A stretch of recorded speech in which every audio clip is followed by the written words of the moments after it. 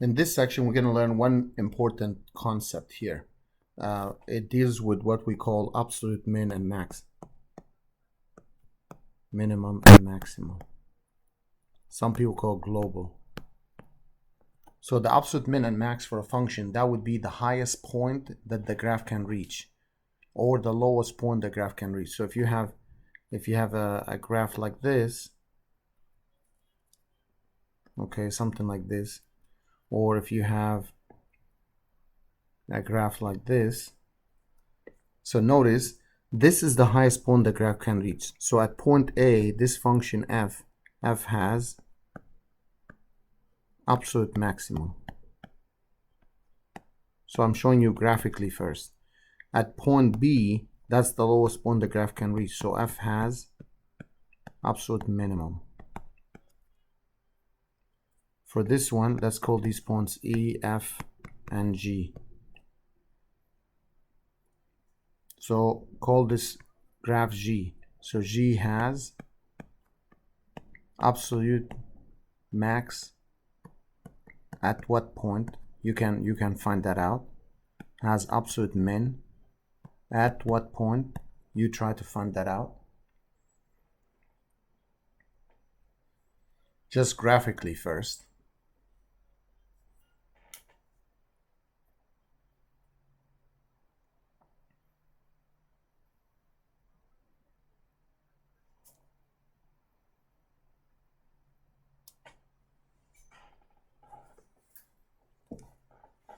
Okay, so share your answers. Which one is the absolute max? Which one is the absolute min?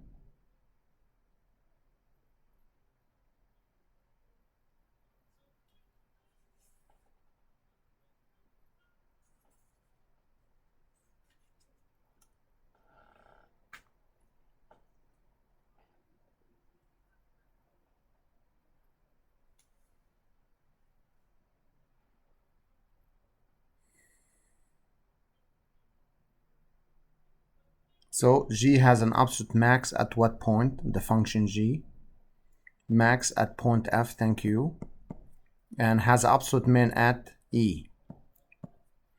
So again, absolute or global max is the highest point the graph can reach. Absolute min, the lowest point the graph can reach. So the question is how to find the absolute min and max values of a given function.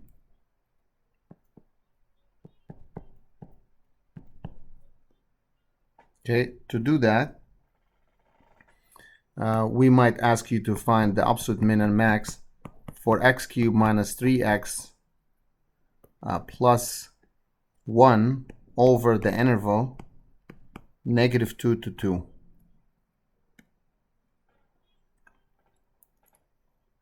So what are the steps? So what do? Steps are the following, as follows. We first find the critical numbers.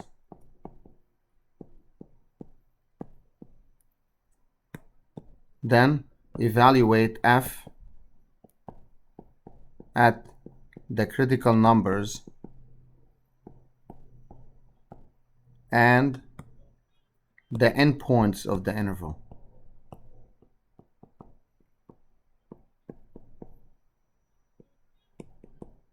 The given interval.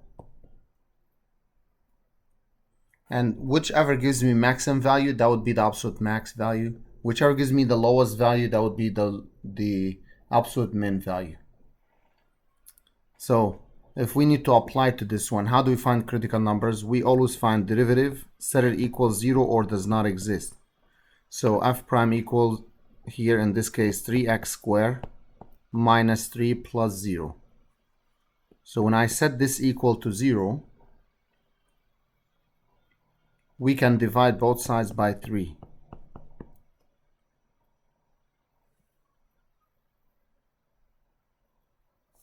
We divide both sides by 3. Then what do we do next?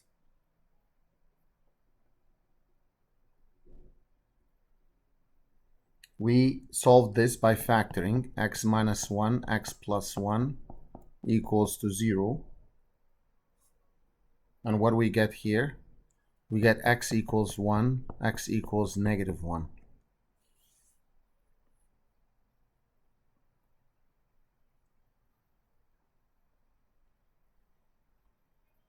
Okay, so now these are the critical numbers. So what are we going to do here? We're going to find the function, evaluate the function at 1, evaluate the function at negative 1, and we need to evaluate the function at the endpoints of the interval at 2 and negative 2. Keep in mind, f of x was x cubed minus 3x plus 1, isn't it? Yes. So we're going to evaluate this. F of 1 is 1 cubed minus 3 times 1 plus 1. That's 2 minus 3, negative 1. The next one, substitute negative 1 in. Minus 3 times negative 1 plus 1. That's a negative 1 plus 3 plus 1, which is 3. 2 to the third minus 3 times 2 plus 1.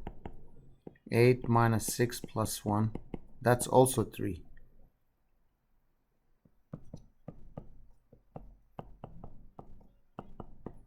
This is negative 8 plus 6 plus 1. Negative 1. This was kind of by accident. You get negative 1 twice and 3 twice. So this means the graph has absolute minimum at x equals 1 and negative 2. And absolute maximum with a value of 3 at x equals negative 1 and x equals 2.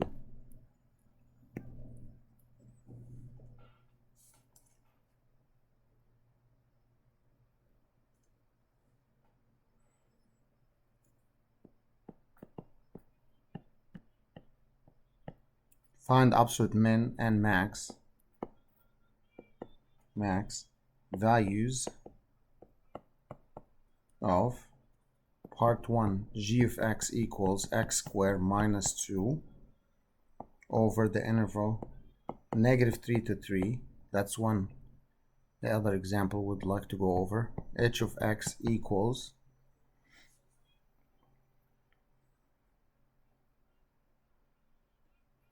x squared minus 10x over negative infinity to infinity.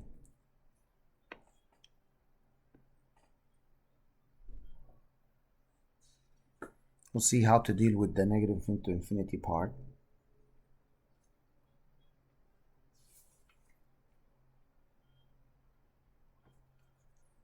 And as a last one, t of x, x cubed plus 1/2 x squared minus 2x plus 4 over negative 2 to 0.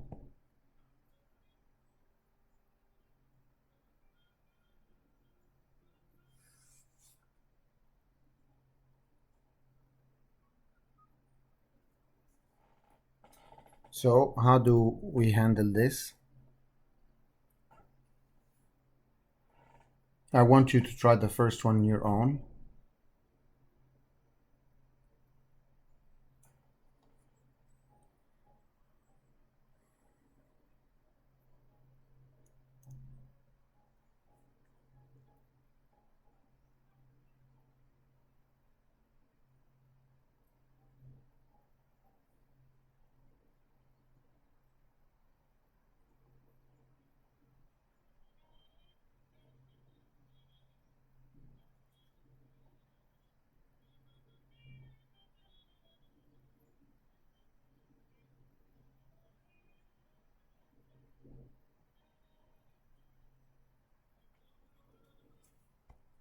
So what do we do for the first one?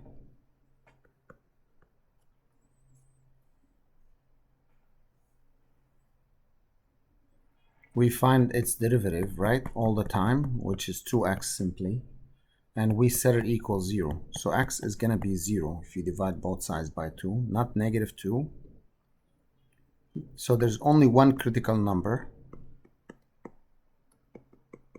So you're going to evaluate the function g at the critical number and at the endpoints of the interval. G of 0, g of 3, g of negative 3. So it's 0 squared minus 2, negative 3 squared minus 2, 3 squared minus 2. That's a negative 2. That's a 9 minus 2, 7. 9 minus 2 again, 7. So what do we do in this case?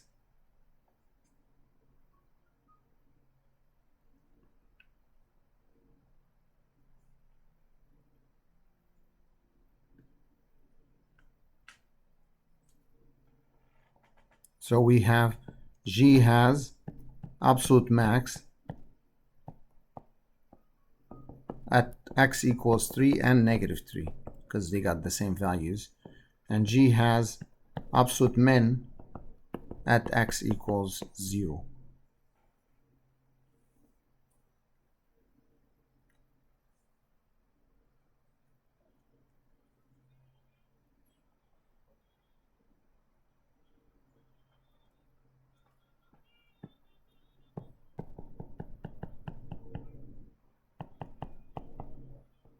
So the next one was this one. I'm just rewriting down.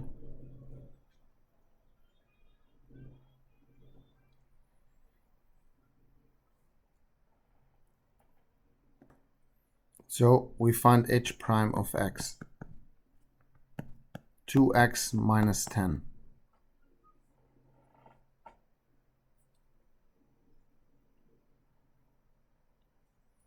If we set it equals 0, we solve for x by adding 10 divided by 2. So there's only one critical number. We don't know if that critical number is going to be maximized or minimized, and we don't know. So how do we know if the function has a maximum here at this number or not? What we do to do so, we find the second derivative. We find the second derivative, which is the derivative of this, and that gives me 2. Notice it's always positive. So if the second derivative positive, that tells me the graph concaves up. So h has absolute min, can you see it? Absolute min at x equals 5. Absolute min.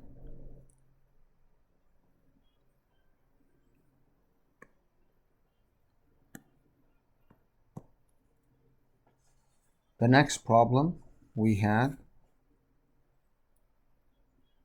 what did I call it? T of x. So t of x equals x cubed plus 1/2 x squared minus 2x plus 4, and it was over this interval. So let's go over this. So we find t prime of x, which is 3x squared. Keep the 1/2 out. Derivative of x squared is 2x. Derivative of 2x is 2. And notice how these cancel out. So t prime of x is 3x squared plus x minus 2. We need to set this equal to 0. And then, after that, we need to factor this out. 3x and x. Plus 1 minus 2.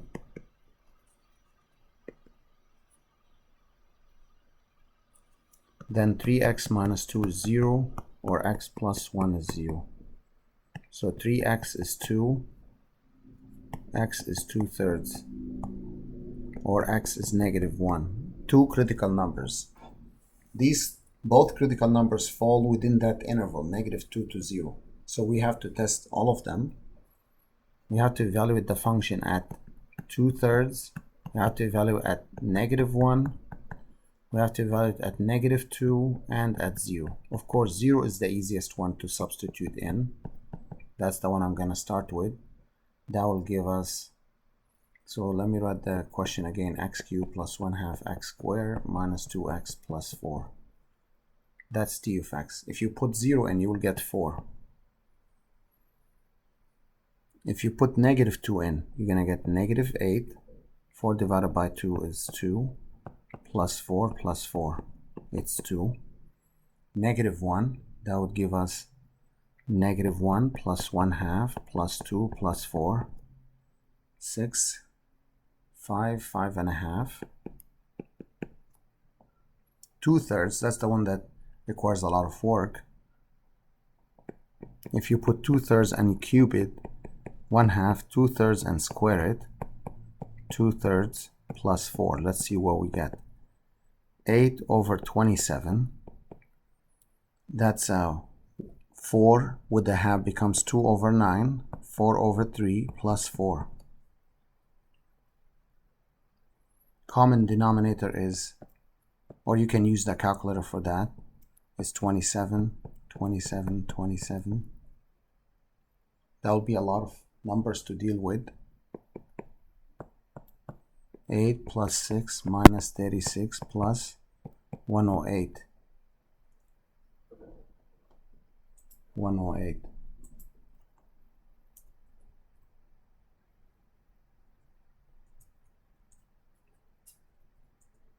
86 over 27.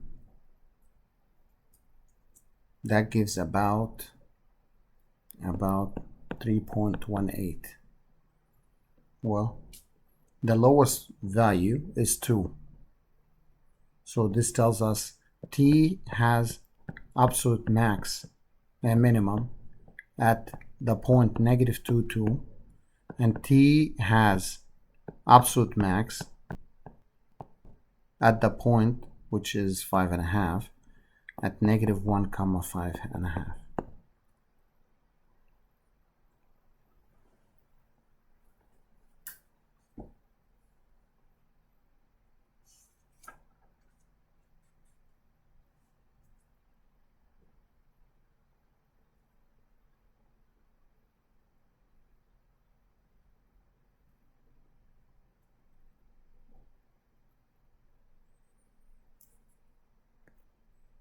One last example. The cost, how we apply this to business. The cost of materials,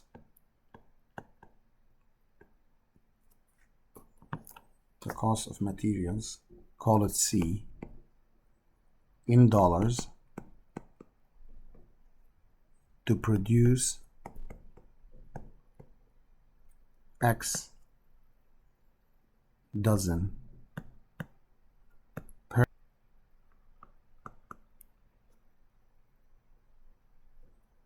at ABC Bakery is given by the equation 0.5x squared plus 40x plus 200. Find the average cost C bar of x, which is C of x over x.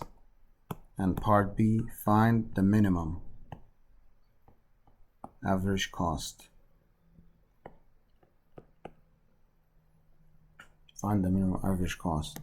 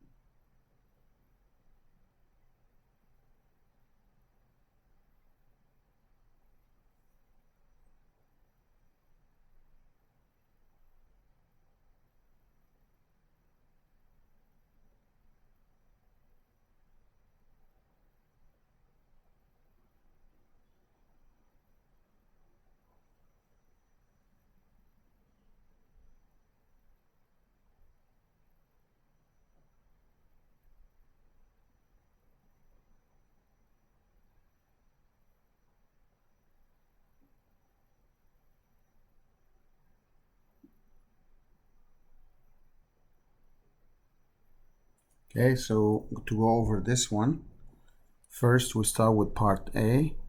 The average cost is C of x over x itself. C of x is given 0.5x squared plus 40x plus 200 over x. You split it up. It's easier to work with when you split it like so. So that gives 0.5x plus 40 plus 200x, 200 over x.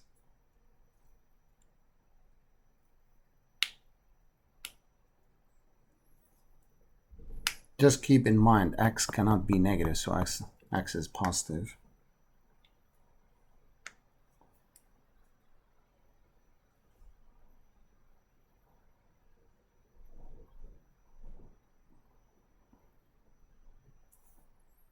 For b, to find the minimum or maximum in general, we need to find the critical numbers by setting, how do you find them? By setting c bar prime of x equal to 0. Well, in part A, we found c of x is 0.5x plus 40 plus 200 over x, which you can write it as 200x to the negative 1. So c prime of that's 0.5 minus 200x to the negative 2. And we need to see how to solve this equal to 0 by hand.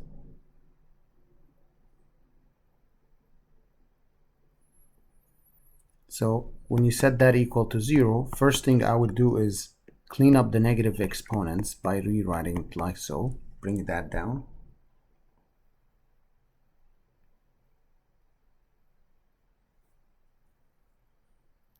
(0.5) add 200 over x squared to both sides.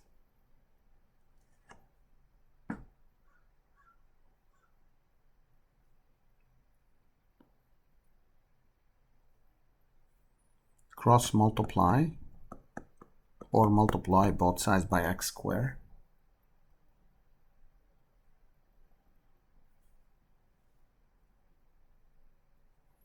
Divide both sides by 0.5.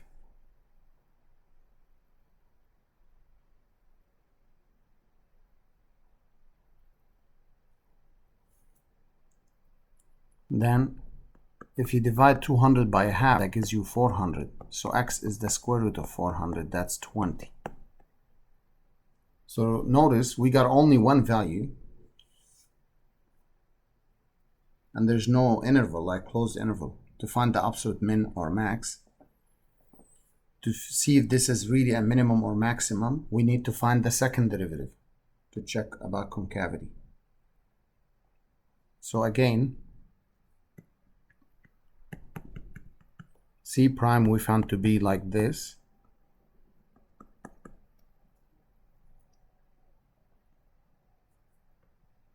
C double prime is 400x to the negative 3 or 400 over x cubed, like so. And we need to check at that point at 20, is that positive or negative? 20 cubed, you can see that's a positive number. Positive means opens upward, concaves up. So this means there's a minimum value. So we say C bar concaves up on 0 to infinity, indicating that the point 20 and C bar of 20 is an absolute min point.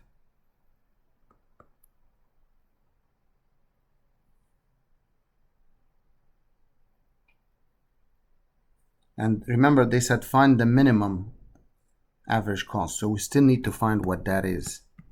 If you calculate it by substituting that into the original given function,